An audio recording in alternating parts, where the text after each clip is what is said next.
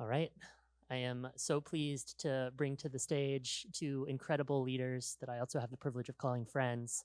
Anna Binder is the CPO, the Chief People Officer at Asana, which internally at Xandr Media and with Responsive we use as our project management software. um, and AJ Thomas is up until very recently the head of talent and the chaos pilot at X, the Moonshot Factory, and has just recently launched Good Trouble Ventures, a VC firm investing in early stage startups. They're going to be on stage here having a conversation. Thank you very much, Marie. I turn around and it's all set up for me about the practical functional utility of AI in our professional lives. I'm pretty tech forward, and still I often feel like the rate of change technologically is difficult to keep pace with, right? I have a day job. I sometimes have several day jobs, and trying to keep track of the latest thing, especially with AI right now, can feel really overwhelming. And so as we were prepping this session, I was so excited to hear both of them talk about using AI as a tool, not as a technology that I have to keep pace with, but as something that I can use to make my work and my relationships with my work colleagues better. So I hope you enjoy this conversation and this very tactical guide to AI in our workplaces. Please join me in welcoming Anna and AJ.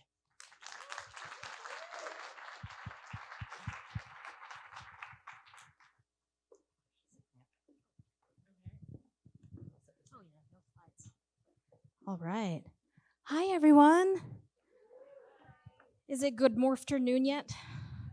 No, it's still morning. That's good. Anna, we're here. We're doing it. We're doing it. We hung out last week to talk a lot about this topic and also trade some really amazing stories. So I'm really excited to bring some of that to life together. But I figured first we might want to anchor a little bit on what this AI and company culture means. So I'm going to read a couple things here that I thought were really interesting.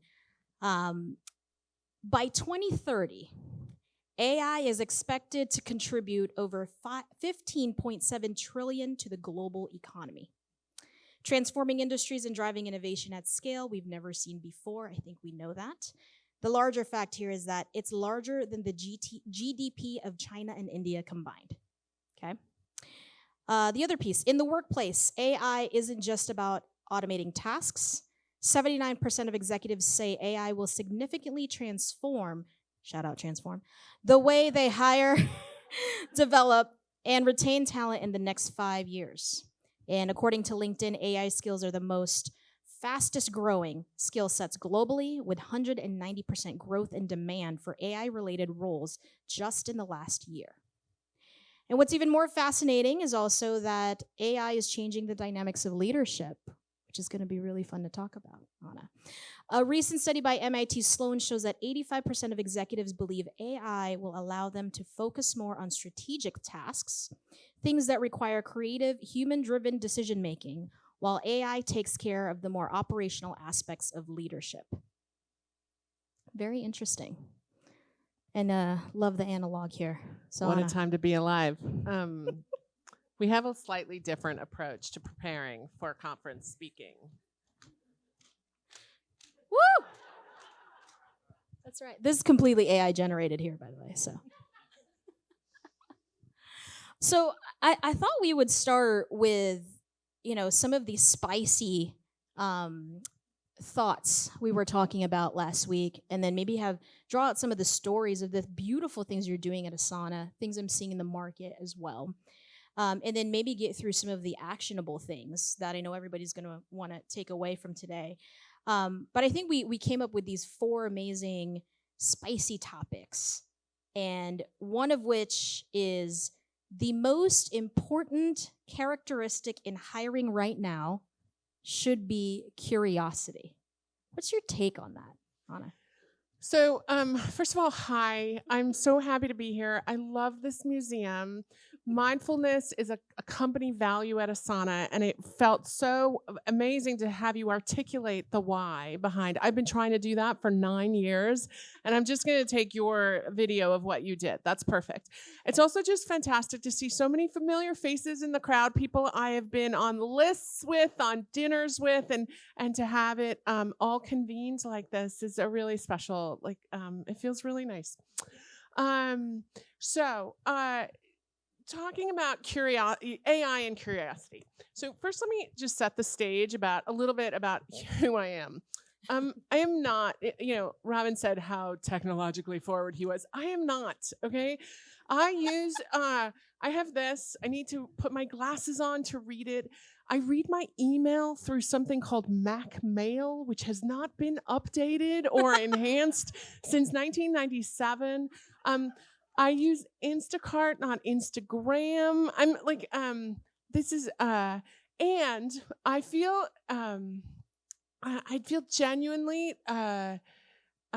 motivated to share how activated I feel about AI and how it's impacting us and our future.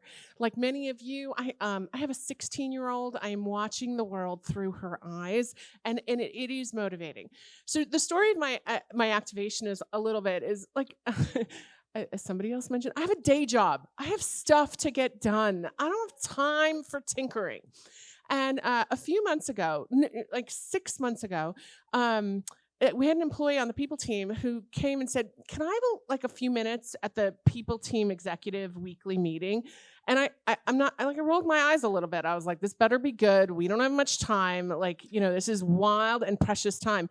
And he came in and did a little bit of a demo.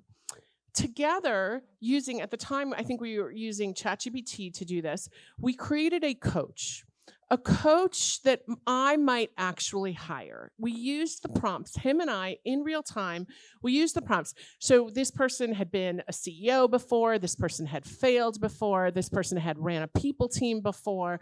We told it that it was direct, succinct, it was a little bit funny. Then we had our people team, leadership team meeting, and we recorded it, and then we uploaded the transcript and we gave it to the coach. And then collectively, we asked the coach some questions. We asked the coach some questions like, who's the boss in the room? We asked the coach, who interrupts whom the most? What ideas came forward that the group dismissed too quickly? Are any of those ideas worth looking at again? Now, I share that with you because this is like real talk. The answers weren't perfect. They were like 50-50. But it gave you a sense of, what the future is.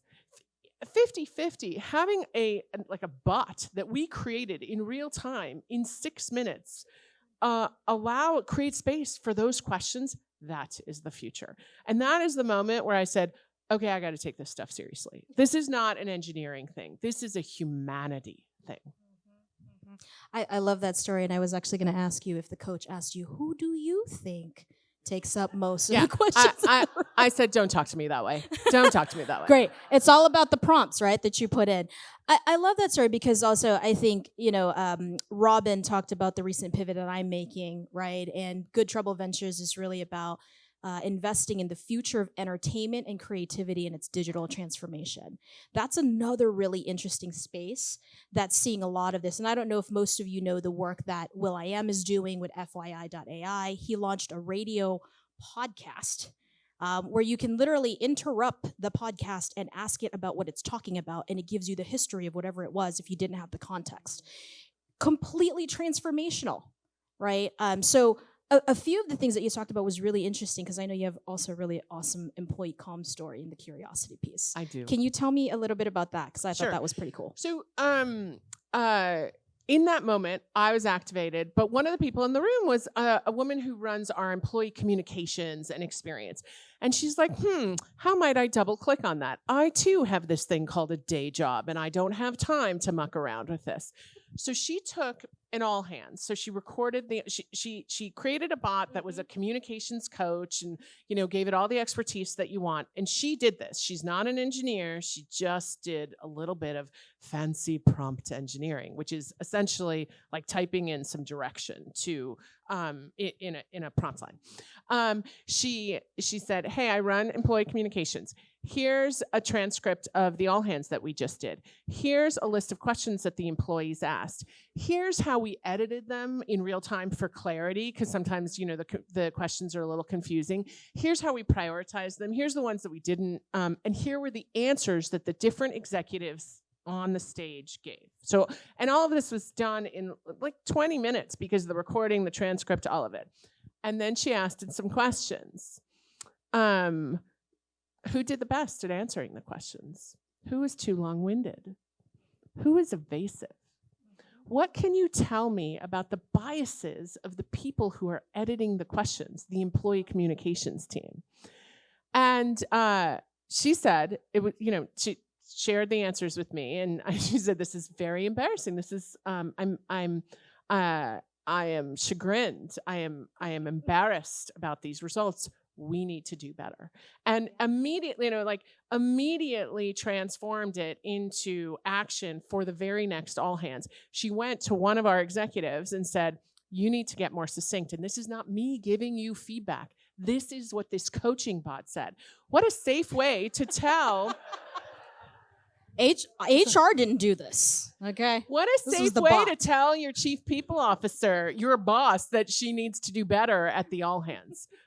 So again, I'm really prompted that we need to turn this into action. Yep. I stand up here with humility and pride to say that the 2,000 Asanas that we have across the world, so many of them are activated. And I want to inspire and push and demand of you all in the work that you're doing to get folks as activated.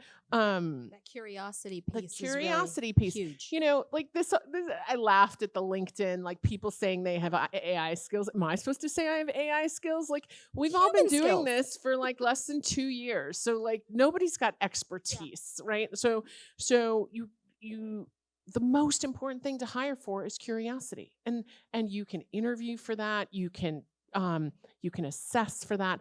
That is what's going to leapfrog us. Absolutely. I think having the role at X was really interesting because I would talk to hundreds of people on a weekly basis that knew about the things we were doing, wanted to present to be naturally curious. But the interesting interview question I always asked was, is there any question that you wish you would have asked that you hadn't asked yet? Right? Usually you give them an opportunity to ask questions, and sometimes people are like, "Nope, I'm good." And then No hire. Well, instead of just saying that, I say, "Interesting. Tell me why." And I think going a little bit of a deeper level on that curiosity is interesting. I love what you said there because AI skills, oh my gosh, it's human skills, right? So let's talk about this on the next spicy point that we were talking about last week, was that AI won't replace you, but someone who's better at using it might actually replace you, or maybe they have already.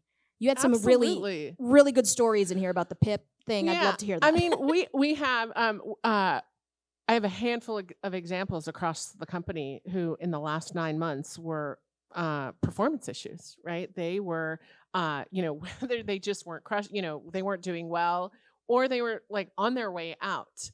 And we turned, some of those people turned their fate around because their like kind of side gig at Asana was playing with AI. And these ended up being these curious people are the people that are leading us now, right? So not only did they not go on a PIP or not get terminated from the company, now we've decided that you're in a special and unique role to lead the rest of us through this. And I can't assign this. I can't say you're going to be our AI expert, and I can't assign curiosity about this, but I can identify it. And these people are the future. And it's been humbling to see. I sometimes say, like, you have to let these This is not going to be top down. This is not going to be me teaching you. I can teach you about a lot of things. I've seen a lot of movies. I'm old. I've done this for a long time, but I can't teach you anything about AI. All I can do is create an environment to allow these people to rise and shine. I love that. And again, I see the parallel in the entertainment and media space. I've been talking to a lot of producers and writers and actors, and you guys saw a lot of the strikes that were happening in the creative space as well.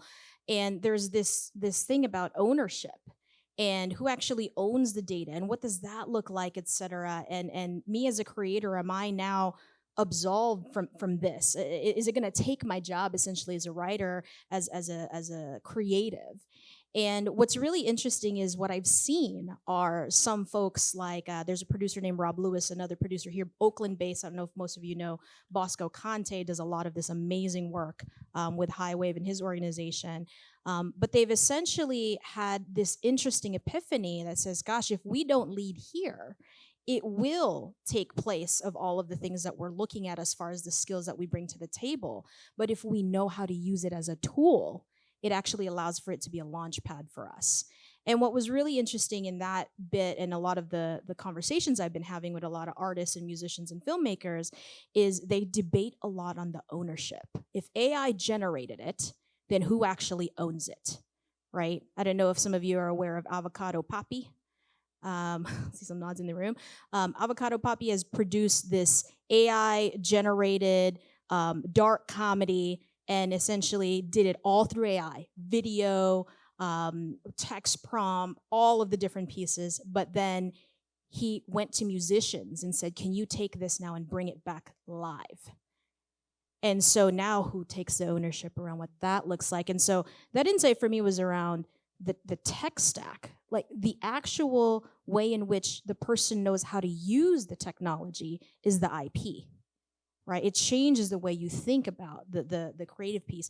I want to ask more around what you did with the Asana App Store, because I thought that was pretty amazing. Sure. Can you tell me about that? So early on in our journey, and Asana, for those of you that know the product or have used the product, we are work collaboration, and we reduce the work about work. We allow for people collaborating with each other to ensure knowing who's doing what by when. So there's a ton of AI in our product, right? Like we're AI-powered workflows. But I don't build the product. That's not, none of this is about the product that we're building. I'm about enacting the employees or activating the employees. So one of the things that we did very early on is we just set up some casual show and tells, like, hey, I built this, let me share it with you. And at first it was, as you could imagine, the engineers who were building this, right? And they would get up there. But we wanted to create a space that encouraged people who were not engineers. So we did a little bit of a hackathon, and we made it for the first time a company-wide hackathon.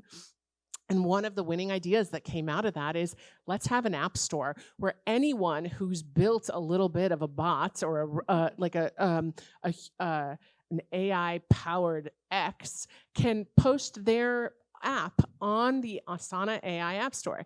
And I'm genuinely proud to say that probably 8 of the 50 that we have up there are people-related bots created by members of the people team. So it is, and you can see it's like, or the way that the page is organized, the people ones are at the top because they actually serve the most amount of people. I wish my whole team was here so that I could shout them out. But I'll share with you a couple of the obvious ones, yes, right? Please. So we built a bot that takes your job description. So you're a manager, you're hiring somebody, you write a job description, and you use a bot that we built that edits it and helps make the job description more open and attractive to people from all different kinds of backgrounds. Now, for years and years and years, we have paid a third party to help us do this because we've always valued it. We've thought that it was an important part of building representation. But a couple people on our TA Ops team are like, we can try this. We can experiment with this. And it took a couple months of feeding it a ton of job descriptions. But now we feel like it's out of alpha, it's out of beta. We are using it. And, it is values aligned. It's connecting with our goals. It is useful, and it's used by every manager. Another one that we built was, hey, you're a manager, and it's your favorite time of year. It's time to write your performance evaluations. Everybody in this room knew where I was going with that. Everybody, every single one. And we said, hey, we built you a bot to help you write a performance review for everyone on your team. And, and we said, we're not making you use this, but we strongly recommend that you use this. And it really struck me. And people were so grateful for it. They were enthusiastic about using it. We never had so many people show up at a training that HR has done in our entire careers. And I remember right around that time, I went to a conference and I was listening to somebody speak, and they said, we know our employees are using some form of ChatGPT to write their performance reviews. There's really nothing we can do about it. And I was so sad. This is like, I want you to do this. This is part of your job. Go do it. The last example that I just have to share is, so like many of you, criteria-based interviewing, we make assignments, 5 people on an interview team, and we give them assignments, and they're supposed to write notes in Greenhouse that connect with their assignment. Like many of you might have employees that don't do it perfectly. Or at all. But I have to say Asanas are pretty committed to this, so they're pretty good at it. But we built a bot that said, hey, take a look, for an engineer, take a look at all of the feedback. Then we say, here's a success guide. And we say, compare that feedback to what a role level 4 is, what a role level 5 is. And we say, we want to hire this individual, but we're not quite sure about the level. Miss Bot, what would you say? And the bot says, this is a role level 5. And then we compare it to actual, human powered rating, leveling. And so far, it is 80% accurate. So I think that is powerful because it's validating, and the bot doesn't have I'm not going to say that the bot doesn't have bias, because the bot has bias. We've created the bot, so it has our bias. It's a different flavor of bias. It is a check on our work. So I'll stop. But there's so many of them. I'm so proud of my team. Yeah, you go, girl. Go Asanas. I do want to mention some of the actionable pieces there that I'm picking up on also, because I think part of it, as HR professionals here, we're also looking after the compliance of these tools and what they have to bring. And so there's a safety first component to this. Can you talk a little bit about that? Because employees using it, what's being brought in, being brought out. I thought it was pretty clever how you articulated this. I thought we should share a little bit of that too. Sure. So I think one of the most value add things that I did at Asana around AI is that I advocated for internal AI activation being a company-wide objective.